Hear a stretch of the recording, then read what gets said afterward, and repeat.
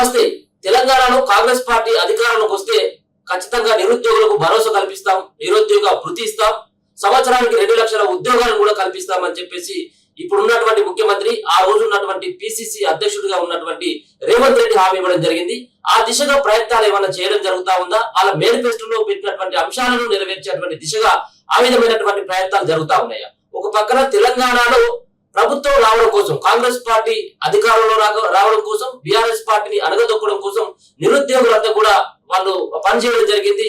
ఎవరైతే ఓటర్లు ఉన్నారో వాళ్ళ దగ్గరికి వాళ్ళ కాళ్ళు మొక్కి ప్రభుత్వాన్ని మార్చాల్సిందిగా వాళ్ళు అభ్యర్థించినటువంటి పరిస్థితి. ఎందుకంటే అప్పుడు ఉన్నటువంటి బీఆర్ఎస్ పార్టీ ప్రభుత్వం వాళ్ళ పొట్ట పైన కొట్టడం జరుగుతా ఉంది, వాళ్ళని నిరుద్యోగులు మిగుల్చడం జరుగుతా ఉంది అని చెప్పేసి వాళ్ళు ఆవేదన వ్యక్తం చేసినటువంటి తరుణంలో వాళ్ళందరూ కూడా రోడ్ల మీదకి వచ్చి మరి వాళ్ళు ఓట్లను కూడా అభ్యర్థించడం జరిగింది. ఆ విధంగా గత ప్రభుత్వాన్ని గద్దెదించడం జరిగింది.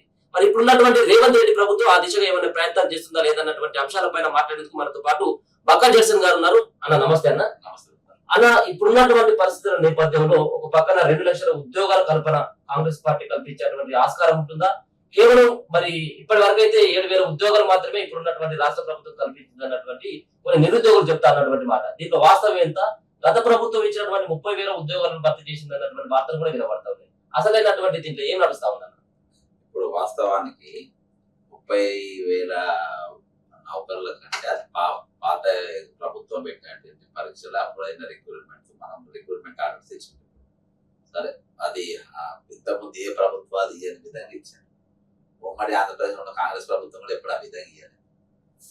వాస్తవానికి ఇచ్చేది ఇప్పుడు వచ్చిన తర్వాత ఇచ్చిన నోటిఫికేషన్ అయితే లేటెస్ట్ గా మనం చూస్తున్నాం. ఆ నోటిఫికేషన్ తక్కువ ఈరోజు ప్రధానంగా మనము 2 లక్షల ఉద్యోగాలు ఆలోచించుకుంటూ పోవాలంటున్న ముఖ్యమంత్రి గారు 80,000 కమిటీలు, ఇందిరమ్మ కమిటీలు, ఒక్కొక్కరికి 86,000 రూపాయలు ఇస్తాము మేము, అట్లా 70,000 మందికి ఇస్తాం, వాళ్ళ ద్వారానే ఇందిరమ్మ ఇల్లు కానీ ఏ పథకం వచ్చినా వాళ్ళు రికమెండ్ చేస్తాం, మేము ఇస్తామని చెప్పేసి నిన్న ప్రకటించడం జరిగింది.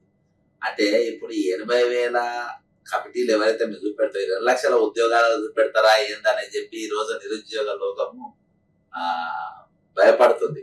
ఇవి కూడా ఇప్పుడు మనం 30,000 నౌకర్లు ఇవ్వకుండానే అలా 800 పోస్టులు గ్రూప్ 2 అనౌన్స్ చేసింది.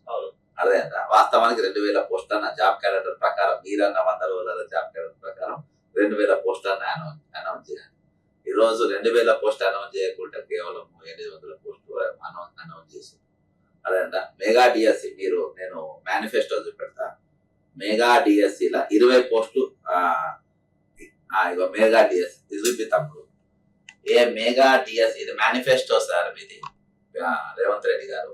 ఏ mega DSC will be conducted within 100 days of coming to power to recruit 20,000 teachers. The DSC will be conducted as per the old system. పాత ప్రకారం చేస్తామన్నారు. 100 రోజులలో మీరు 20,000 పోస్టులు అనౌన్స్ చేస్తాం. మీ మేనిఫెస్టోలో పెట్టింది. మేము 25,000 అని అడిగి నిరుద్యోగులు అడుగుతున్నారు, కానీ ఎంత ఇస్తామని చెప్పి ఇక్కడ మీరు ఎక్కడ అనౌన్స్ చేసినారు, ఈ రోజు వరకు చేయలేదు. అంతేకాకుండా ఇలా 15వ point, examination fee for various recruitment exams conducted by the TSPSC will be reduced. Candidates will be given the free bus facility to reach and return from his or examination center. తగ్గిస్తామన్నారు. మళ్ళీ ఈ రోజు టెట్కు పెంచింది, మునుపటి కంటే ఎక్కువ పెంచింది. TET exam fee మేనిఫెస్టోలో పెట్టింది ఏంటి, ఇంకోటి ఏం పెట్టింది ఏది బీఈడి చేసిన. A decision will be taken to give justice to the BED candidates who qualified in DSC held in 1996, 1998 and 2008. ఇవన్నీ ఎక్కడైనా మీరు నువ్వు చెప్పిందని నేను చెప్తున్నాను. అదే ఈ రోజు మనం ఏదైనా మాట ఇస్తే ఏదో మనం చెప్పినాము, ఓట్లు వేసుకున్నాము, వేరే చెరువు దాటినాము, బోడమల్లే అయిపోయిందంటే ఎట్లా నడవదు కదా. నువ్వు ఇచ్చిన మేనిఫెస్టో లేదు. అంతేకాకుండా మళ్ళీ 30 లక్షల మందికి 3,000 రూపాయలు చొప్పున ఇస్తాను. విద్యార్థి 4,000 మేనిఫెస్టోలో ప్రకారం మాత్రం 3,000 రూపాయలు నిరుద్యోగికి ఇస్తానని చెప్పి అంటే ప్రతి బహిరంగ సభలో చెప్పిన్నారు. తెలంగాణలో 30 లక్షల మంది నిరుద్యోగులు వాళ్ళకు 3,000 రూపాయలు ఇస్తానని చెప్పి ఉన్నారని చెప్పి మరి ఇది ఏమైంది చెప్పి ఈ రోజు వరకు అదంతా ఏం జరిగింది? ఇవాళకి దీని మీద నువ్వు ఏం యాక్షన్ తీసుకున్నావు? 100 రోజులు గడిచి నువ్వు ఇచ్చినే నేను మాట్లాడుతున్నాను. అర్థమైందా? ఈ రోజు మళ్ళా పైగా ఈ రోజు యూపీఎస్సి తరహాల నేను జాబ్ క్యాలెండర్ ప్రతి సంవత్సరం పోస్టు విడుదల చేస్తానని చెప్పాను. ఈ విధంగా 2 లక్షల పోస్టులు మేము విడుదల చేస్తామని చెప్పి ఎవరితో చెప్పించారు? 2 లక్షల పోస్ట్ సంవత్సరం లోపు భర్తీ చేస్తామని రాహుల్ గాంధీ సెంట్రల్ లైబ్రరీలో చెప్పించారు. ప్రియాంక గాంధీ గారితోనేమో మన ఏది యూత్ డిక్లరేషన్ లా సరూర్ నగర్ స్టేడియంలో చెప్పించారు. మరి ఇప్పుడు 100 రోజులల్లా నువ్వు 2 లక్షల పోస్ట్ అంటే ఎన్ని పోస్టులు నింపాలి? మినిమం 20-25 వేల పోస్టులు నింపాలి. ఈ రోజు అవి అక్కడ పెట్టేసి ఎక్కడికి నువ్వు ఇచ్చిన మాట పైన నిలబడకుండా నిరుద్యోగుల మొత్తం కన్ఫ్యూజ్ చేసుకుంటా ఈ రోజు వాళ్ళ జీవితాలతో ఆడుకునే పరిస్థితి ఈ రోజు వచ్చింది.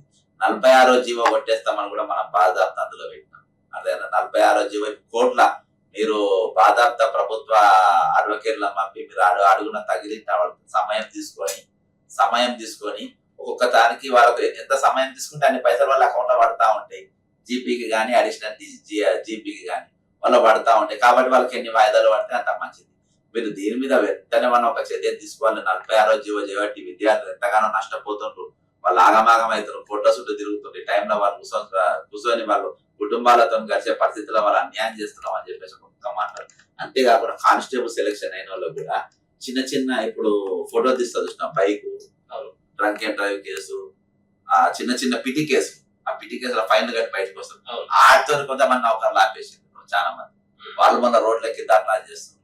అరే ఇప్పుడు ఆ కేసులు కూడా ఉన్నాయంటే మరి అట్లంటే ఎలక్షన్ ఉన్నారు, ఓటు కేసులను దొరికినావు. మనం ముఖ్యమంత్రికి అర్హుని కాలేదా? నువ్వు కాలేదా ముఖ్యమంత్రి?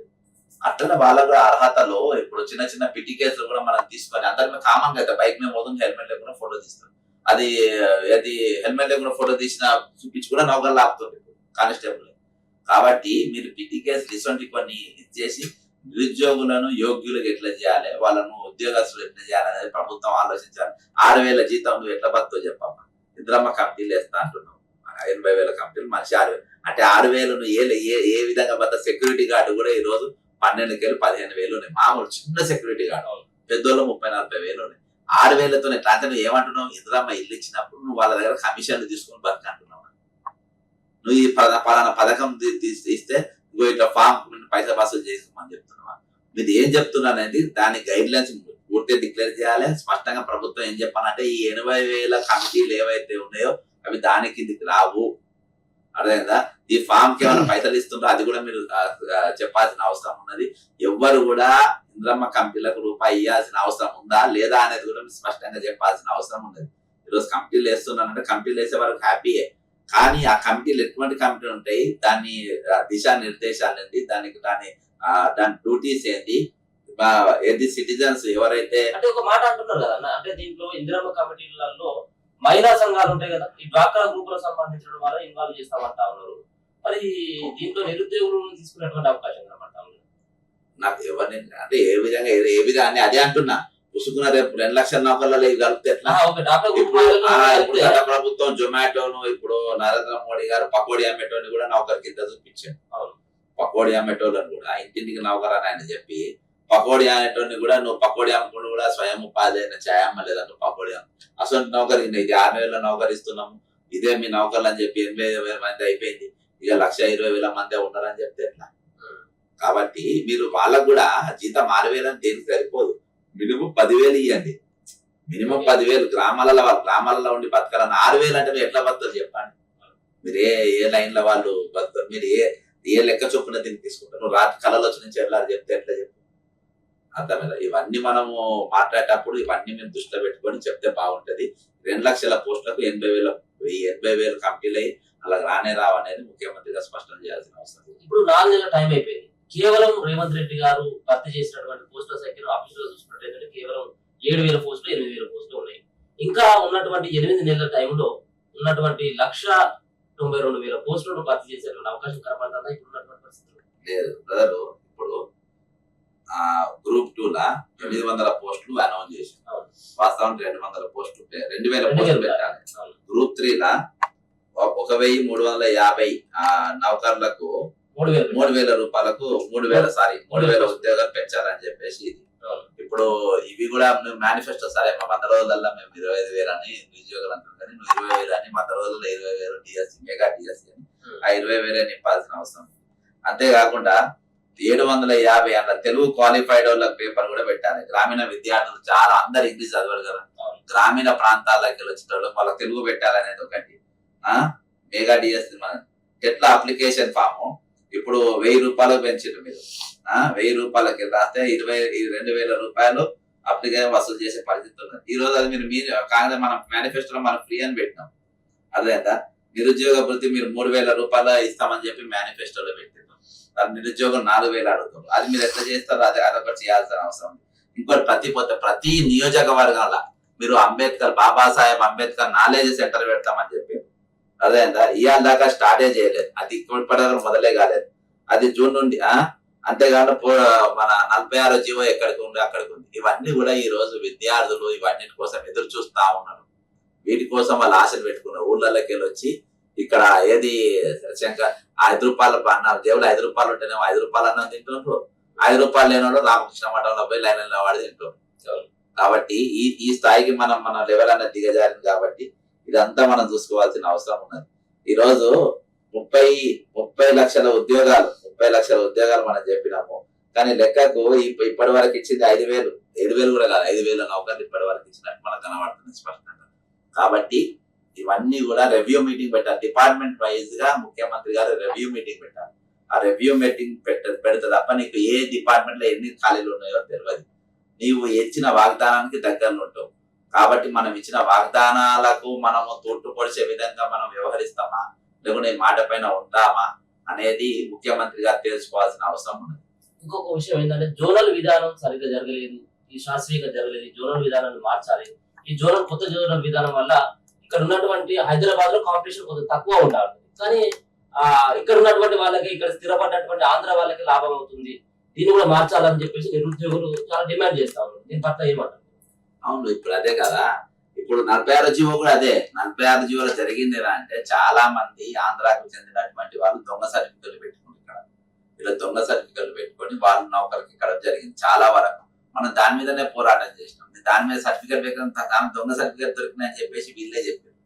అదే మరి దొరికినప్పుడు దొంగ సర్టిఫికెట్ ఆస్కారం ఉన్నది కాబట్టి 46 జీవో తీసేస్తామనేది కూడా అందుకని ఈ రోజు జోనల్ విధానంలో కూడా అన్ని ఇప్పుడు చట్టాలు ఏమున్నా బ్రదర్ వాళ్ళకు పెద్ద లాబింగ్ చేస్తుంది ఆంధ్ర వాళ్ళు. ఆ లాబింగ్ చేసి వాళ్ళకు లబ్ధి చేరే విధంగా వాళ్ళు చేసుకుంటాం. వాళ్ళకున్న ఓటు బ్యాంక్ ఒకటి చూపెడతాం. మన కాంగ్రెస్ పార్టీ చూస్తే ఒక్క ఓటు రాలే వాళ్ళకి. ఇక్కడ ఒక్క సీటు మనకు కాంగ్రెస్ పార్టీ రాలేదు. గ్రేటర్ హైదరాబాద్ ఎక్కడ వచ్చింది? ఇప్పుడు అక్కడ గెలిచిన వాళ్ళని మనం జాయిన్ చేసుకుని మనము కడబలం చూపెడుతున్నాం. కానీ ఒక్క సీటు కూడా అక్కడికి మనకు రాలేదు. అంటే మనం అర్థం చేసుకోవాల్సిన పరిస్థితి ఏంటంటే వాళ్ళు టిఆర్ఎస్ ప్రభుత్వం మాకు లబ్ధి చేసింది, ఆ పథకాలు మాకు ఉన్నాయి. ఈ జోనల్ విధానం అందులో అత్యధికమైన ఇంపార్టెంట్ పొజిషన్స్ కూడా ఇవాళ కూడా వాళ్ళే తీసుకుంటారు. ఎందుకంటే వాళ్ళ పిల్లలు వచ్చినప్పుడు వాళ్ళు ఇక్కడనే ఉన్నారు, వాళ్ళు ఇక్కడ సిటిజన్షిప్స్ పెడుతున్నారు, వాళ్ళు అవన్నీ క్లెయిమ్ చేస్తున్నారు. కాబట్టి జోనల్ విధానంలో కూడా మీరు రావాల్సిన అవసరం ఉన్నది. ముఖ్యంగా 317 జీవో పైన మీరు ఒక కమిటీ చేసి ప్రెసిడెన్షియల్ ఆర్డర్స్ మీరు ఇంప్లిమెంట్ చేయాలంటే జిల్లాల ఏర్పాటు గురించి కూడా అందులో వస్తుంది. నేచురల్ గా జిల్లాల ఏర్పాటు ఏ విధంగా ఏర్పాటు ఏ శాస్త్రీయంగా పరంగా ఏర్పాటు చేసినామంటే అంత వస్తుంది. అదొక పెద్ద సబ్జెక్టు. కాబట్టి ఇవాళ ముందున్న సవాళ్ళు, అనేకమైన సవాళ్ళు ప్రభుత్వం ముందున్నది. మీరు ఏదేదో ఏ రోజు పడితే ఆ రోజు ఏది పడితే అది మాట్లాడేటట్టుకుంటది. ఈ రోజు నీట్ గా అర్థమైపోయింది. ఈ రోజు టెలిఫోన్ ట్యాపింగ్ ముందు పెట్టేసి పథకాలు గిదకాలు ఏవి అడగకుండా 100 రోజులలో చేసేటి ఏవి కూడా అడగకుండా ఫ్రంట్ పేజ్ ఇదే ఉండేటట్టుగా మీరు జాగ్రత్తలు తీసుకుంటారు. సరే, అది ఆ విధంగా ఉండదు. కానీ నిరుద్యోగులు కూడా అంతకంటే ఎక్కువగా వాళ్ళు పేపర్లు కనబడకుండా వాళ్ళ గుండెలలో నేను చెప్పినాయని రాసుకొని కూర్చుంటారు. వాళ్ళందరూ రేపు నీకు పార్లమెంట్ ఎన్నికల్లో నీకు ఈ ఎఫెక్ట్ పడబోతుంది. ఖచ్చితంగా మీరు స్పష్టంగా చూస్తారు. ఇంకొక మాట అంటే అందరికీ ఉద్యోగాలు కల్పించడం కొంత చేస్తామని చెప్పేసి ఆ రోజు ఇచ్చినటువంటి హామీ అంటే వాళ్ళు పెట్టుకోవడానికి కూడా ఇస్తామని చెప్పి చెప్పడం జరిగింది. ఆ దిశగా ఎక్కడ కూడా ప్రయత్నం జరగడానికి కనబడతా ఉంది. మనం గత ప్రభుత్వం భాగస్వాములు నిరుద్యోగులు ఇప్పుడు కూడా వాళ్ళు రోడ్డెక్కేటువంటి పరిస్థితి కూడా మనం చూసుకోవడం జరిగింది. మన సెంట్రల్ లైబ్రరీలో గ్రూప్ 1, 2, 3 పోస్టులు పెంచారా, లేకపోతే మేము రోడ్లు ఎక్కుతామని చెప్పేసి మనం ధర చేసేటువంటి పరిస్థితి వచ్చింది. 4 నెలల ప్రభుత్వాన్ని అప్పటికి 3 నెలలు అవుతా ఉంది ప్రభుత్వం ఏర్పడి. ఎందుకు అందులో ఇంత వ్యతిరేకత ఎందుకు రావాలి? అందులోనే రాహుల్ గాంధీ గారితో అవును, సెంట్రల్ లైబ్రరీలో. కాబట్టి యూత్ ను ఆకర్షించుకునే విధంగా కాంగ్రెస్ పార్టీ కార్యక్రమాలు ఈ 10 ఏళ్లలో ఎక్కడ కూడా చేయలేదు. ముఖ్యంగా టీఎస్పీఎస్సీ క్వశ్చన్ పేపర్ లీక్ చేసిన జనార్దన్ రెడ్డి మీద ఈ రోజు వరకు యాక్షన్ ఎందుకు తీసుకోలేదంటే ఈ రోజు నిరుద్యోగ లోకంలో ఒక పెద్ద ప్రశ్నగా ఉంది. సరే అది మా కర్మకు అది వచ్చిన వదిలేద్దాము, కనీసం మన నౌకర్లు కూడా ఇవ్వలేని పరిస్థితిలో ఈ రోజు ప్రభుత్వం ఏర్పడింది. ఈ రోజు విద్యార్థులు ఈ నిరుద్యోగులు ప్రభుత్వం మీద పూర్తిగా భరోసా కోల్పోయారు. కాబట్టి ఈ రోజు వెరీ షార్ట్ పీరియడ్ లా కాంగ్రెస్ పార్టీకి మేము ఎందుకు ఓటేయాలి అనే క్వశ్చన్ ఉండే. ఎప్పుడైతే మనం అనేక మార్లు మాట్లాడుకుంటాం, ఎప్పుడైతే ప్రబలిక ఆత్మహత్య అయిన తర్వాత కరెక్ట్, ఎందుకంటే ఎలక్షన్స్ జరుగుతున్న తరుణంలో ఈ ఆత్మహత్య అనేది జరిగిన సమయంలో కేటీఆర్ ఏ విధంగా కుటుంబంతో వ్యవహరించారు, వాళ్ళ ఇంటికి కూడా వెళ్ళడం జరిగింది. వాళ్ళ తల్లిదండ్రులను తెలుసుకొని వాళ్ళని ఎవరిని కలవకుండా చేసి మా బిడ్డ వేరేళ్లతో సంబంధాలు ఉన్నాయి, ఒక లవ్ అఫైర్ లా ఆమె ఆత్మహత్య చేసుకుంది అని చెప్పేసి తల్లిదండ్రులతో స్టేట్మెంట్ ఇచ్చిందంటే ఎంత దిగజార్చిందని చెప్పి మీడియా గురించి మాట్లాడినా కానీ ఇంకా కోపం, విద్యార్థి లోకంలో ఇంకా కోపం వచ్చి 30 లక్షల మంది అందరూ 5,000 మంది బస్సులు వేసుకొని ఊరు తిరిగితే 30 లక్షల మంది నిరుద్యోగులకు ఎవరికైతే రేవంత్ రెడ్డి గారు మన కాంగ్రెస్ ప్రభుత్వం 3,000 రూపాయలు మేము ఇస్తామని మేనిఫెస్టోలో ఇచ్చింది, నేను చెప్తున్నాను ఇస్తామని మీరు చెప్పినరు, వాళ్ళందరూ కలిసి 30 లక్షల మంది ఊర్ల మీద పడి వాళ్ళ కాళ్ళు మొక్కి ఏళ్ళు మొక్కి ఓటర్లు బూత్ లో పెట్టేవాళ్ళు కూడా వేసి ఈ రోజు మన కోట్లు వచ్చినాయి. ఇలా హైదరాబాద్ కు రాలేదంటే హైదరాబాద్ కు 46వ జీవో తేబట్టి మీరు వాళ్ళకు మీరు ఇచ్చేసుకున్నారు. అనేకమైన పథకాలు వాళ్ళకి ఇచ్చి బీఆర్ఎస్ ప్రభుత్వం వాళ్ళకి కట్టేసుకుంది. కానీ మనం బ్రాడ్ గా ఆలోచించాల్సిన అవసరం ఉంది. కుటిలంగా ఓటు బ్యాంక్ కోసం దీనికోసం ఓటు రాజకీయాలు చేయాల్సిన అవసరం లేదు. ఈ రోజు మీరు 30 లక్షల మందికి విద్యార్థులకు మరి ఇస్తామని ఒక్కరోజు సెంట్రల్ లైబ్రరీకి 12 గంటలకు ముఖ్యమంత్రి రేవంత్ రెడ్డి గారు 12 గంటలకు మీరు సెంట్రల్ లైబ్రరీకి రండి. కరెక్ట్ గా వేడి అన్నము పప్పు తీసుకొని వస్తారు. మీరు అక్కడ ఒకసారి మీరు చూస్తే అక్కడ మీ సినిమా ఎవరు కుర్చీలు వాళ్ళు తాళాలు వేసుకొని ఉంటారు, పోయేటప్పుడు అలా వాళ్ళు తాళాలు తీసుకుంటారు, బయట చెట్ల కింద చదువుతా ఉంటారు. అర్థమైందా? కాబట్టి మీరు అవన్నీ 12 గంటల రామకృష్ణ మఠం దగ్గర పోయి చూడండి ఎంతమంది ఏది ఎక్కడ అంటే 5 రూపాయలు కట్టాలి, 5 రూపాయలు కూడా కట్టలేకుండా ఇది తినొచ్చు అని చెప్పేసి అక్కడ పోయి ఎంతమంది. కాబట్టి మీకు ఇవన్నీ ప్రాక్టికల్ గా మీకు ఏం తెలియదు. 6,000 బతికేస్తారు, 3,000 నిరుద్యోగులు ఫీజు లేదని చెప్తారు, మళ్ళీ ఫీజు ఎట్టెట్టుకు మీరే ఫీజు పెంచుతారు. మీ మేనిఫెస్టోలో పెట్టినాయి ఇవన్నీ. ఇంకా అనేకమైన అంశాలు ఉన్నాయి. ఒక మేనిఫెస్టోలో ఒక సబ్జెక్ట్ డైలీ తీసుకొని కష్టంగా వస్తాం. ఈ రోజు మాత్రం నిరుద్యోగం మాత్రం ఎమర్జెన్సీగా మీరు 2,000 పోస్టులు వెంటనే మీరు భర్తీ ప్రకటించాల్సిన అవసరం ఉంది. అదే విధంగా గ్రూప్ 2 లో కూడా మీరు 3,350 కాదు 3,000 పోస్టులు నింపాల్సిన అవసరం ఉంది. మెగా డిఎస్సి మన ఏది 20,000 పోస్టులు మీరు మేనిఫెస్టో 100 రోజులలో కంప్లీట్, అది మీరు వెంటనే కంప్లీట్ చేయాల్సిన అవసరం ఉన్నది. అంతేకాకుండా మరి బీఈడి క్వాలిఫైడ్ టీచర్స్ ఎవరైతే 98 మొన్నటి దాకా క్వాలిఫై అయినారో వాళ్ళకి ఇవ్వాలని మీరు మేనిఫెస్టోలో పెట్టిందో వాళ్ళకు కూడా వెంటనే నౌకర్లు ఇవ్వాల్సిన అవసరం ఉన్నది. వీటిపైన ఖచ్చితంగా మేము దశల వారీగా ఉద్యమాలు అనేది ఖచ్చితంగా విద్యార్థులు మీరు ఇప్పుడు ఉన్నటువంటి నిరుద్యోగులకు మీరు చెప్పదలుచుకున్నది, ఒకవేళ కనుక ఈ ప్రభుత్వం ఒకవేళ ఇలానే మొండి వైఖరి ప్రదర్శించడం అంటే మనం ప్రభుత్వాన్ని కూడా మనం గట్టిగా విమర్శించాల్సినటువంటి అవసరం లేకపోవచ్చు. ఎందుకంటే ప్రభుత్వం ఏర్పాటు కేవలం 4 నెలలు అవుతుంది అన్నటువంటి మరి అది కూడా వాళ్ళకు కలిసి వచ్చేటువంటి అంశంగా చెప్పుకోవచ్చు. ఇప్పటికైనా రేవంత్ రెడ్డి గారు మీరు ఏం చెప్పాలనుకుంటా ఉన్నారు, నిరుద్యోగులకు మీరు ఏం ఇచ్చేటువంటి సూచన? ఆలోచనగా మీరు బాధాప్త మీరు ప్రభుత్వంతో మీరు మేనిఫెస్టోలో సంవత్సరం లోపు 30,000 పోస్టులు నింపుతామని చెప్పేసి అదే సంవత్సరం లోపు 2 లక్షలు నింపుతామని చెప్పారు. మీరు 3,000 నిరుద్యోగ వృత్తి మీరు ఇస్తామన్నారు. మెగా డిఎస్సి 20,000 పోస్టులు నింపుతామని చెప్పి మీరే చెప్పారు. కాబట్టి మీరు 2 లక్షల పోస్టులు 1 year నింపుతామన్నారు. 30,000 పోస్టులు ఆల్రెడీ ఇచ్చేసినామని చెప్పారు. సరే బ్రదర్, మీరు ఏమేమి ఇచ్చిండ్రు, ఏ డిపార్ట్మెంట్స్ ఇచ్చిండ్రు అవి మీరు శ్వేతాపత్రం వెళ్ళదు. ఈరోజు నిరుద్యోగులు ఆలోచించుకోవాల్సింది ఏంటంటే మనము ఏది ఈరోజు వాళ్ళు చాలా నిరాశ నిస్పృహలతో ఉన్నారు. ఈరోజు మన యవ్వనం అనేది ఇప్పుడు ఏదైతే మీ ఏజ్ లో ఉన్నారో ఆ ఏజ్ అందరికి 2 లక్షల మందికి అది ఒక 80,000 మంది కంపెనీ అంటే ఏవేవో మన క్వాలిఫైడ్ ఉద్యోగాలు వస్తాయో రావో, ఎంత మందికి వస్తాయో రావో తెలియదు మనకు. కాకపోతే మన వయసు అయితే ఏదైతే ఉన్నదో దాన్ని మనము ఎటు దిక్కైనా ఎటు ఒక దిక్కు మనం మౌల్డ్ చేసుకునే పరిస్థితిలా మనం ఉన్నాం. కాబట్టి మీరు దాని గురించి తీవ్రంగా ఆలోచించి రేపు ఏది మేము లైఫ్ లో ఫెయిల్ అయిపోయినామనే ఆలోచన మీకు రాకుండా లేకుంటే వేరేళ్ళ పైన బాధ పెట్టుకొని మీరు ఇది చేయకుండా ఈ రోజు చాలా అవకాశాలు ఉన్నాయి వచ్చే రోజులలో. కాబట్టి మీరు ఈ లైఫ్ లా మీరు మీరు వృద్ధాప్యం చూడాలి, మధ్య ఏజ్ వయసు చూడాలి, ఇంకా చాలా లైఫ్ చూడాలి. కాబట్టి మీరు ఇక్కడికే దీంతో కావద్దు. ఇవాళ తిహార్కు జైలుకు పోయిన కవిత రోజు ఉత్తరం రాసి బతుకుతాను. అదేందా సెంట్రల్ జైలుకు పోయి ఓటుకు నోటు కేసు రెడ్ హ్యాండ్ దొరికిపోయి వచ్చిన బాధార్తనే ముఖ్యమంత్రి అని రోజు మనం నీతులు చెప్తాం. ఈ రోజు అనేకమైన దొంగలు ఈ రోజు బతుకుతా ఉన్నారు, వైట్ కాలర్ దొంగలు. మన నీతి నిజం, మన తల్లి అభయ రెక్కలతో కష్టపడేటోళ్ళు, మీరు కష్టపడి చదువుకునేటోళ్ళు మనం ఎందుకు నిరుత్సాహం చెందాలి, మనం ఎందుకు దిగజారాలి? ఇలా మీకంటే బలహీనుని నేను, అదేందా నీకంటే బలహీనుని యాక్సిడెంట్ అయ్యి కాలు చేతులు ఇరిగి తల వల పట్టుకొని రోజు కేసీఆర్ దొంగలాడి సొంత పార్టీలతో అవమానం ఉండి యావరేజ్ లీడర్ అనబడి మా పార్టీ కాదని చెప్పి లాస్ట్ కు నాకు షోకాజ్ ఇచ్చి నన్ను సస్పెండ్ చేసి నన్ను పడేసి రాష్ట్రంలో మొట్టమొదటి అరెస్ట్ నాదే, హౌస్ అరెస్ట్. తెలంగాణ బీఆర్ఎస్ ప్రభుత్వం ఓడగొట్టిన తర్వాత కాంగ్రెస్ పార్టీని తెచ్చుకున్న తర్వాత నా పార్టీ మొట్టమొదటి అరెస్ట్ నన్ను చేసింది. ఈ పార్టీలో ఫస్ట్ 100 రోజులలో చేసిన ఘనత ఏంటంటే నన్ను అరెస్ట్ చేసింది. కాబట్టి మా సొంతలు బలహీనులు, మీ అందరికంటే బలహీనుడు ఎవరంటే పక్క చేస్తాను, అందరికంటే బలహీనుడు అయినా కానీ బలంగా కొట్టాడే ప్రయత్నం చేస్తున్నాం. కాబట్టి మీరు కూడా నిరుత్సాహి సిగ్గులేని చాలా మంది బతుకుతున్నారు.